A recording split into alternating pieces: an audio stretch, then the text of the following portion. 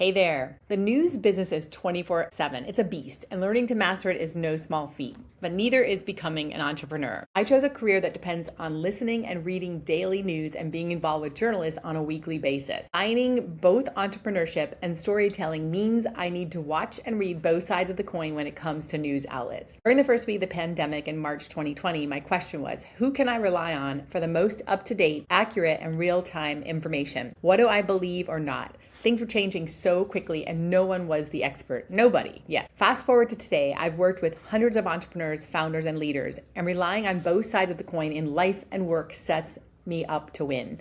I mean, how can we win if we don't know our enemy's plans or the other side of that coin?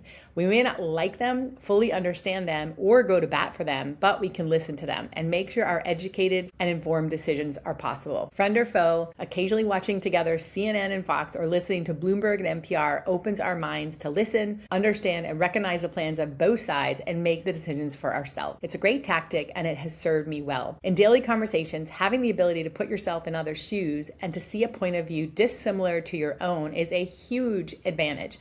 I'd call it a secret weapon, in fact.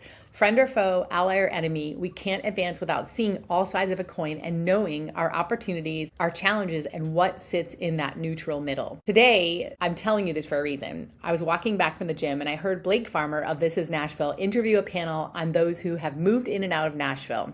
He called them expats, which I think is clever. One guest described, "Here, there is no stigma in failure." I stopped in my tracks. She explained there are many artists, musicians here, and the creative process towards success requires, these are my words, a very thick skin and in fact the expectation to try and try and try again until you succeed. To expect failure before success.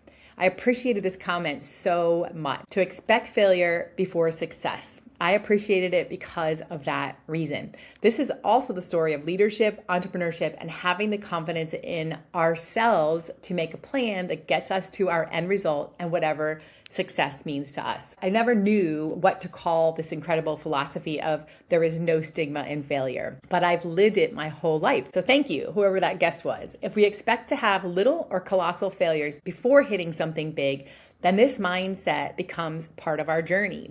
And that means failure is never a setback. How, you ask? Use your failures to learn, to better balance both sides of that coin until success happens, and to take 100% responsibility for our paths. No one else is responsible for our success, for our life, for our decisions. We are.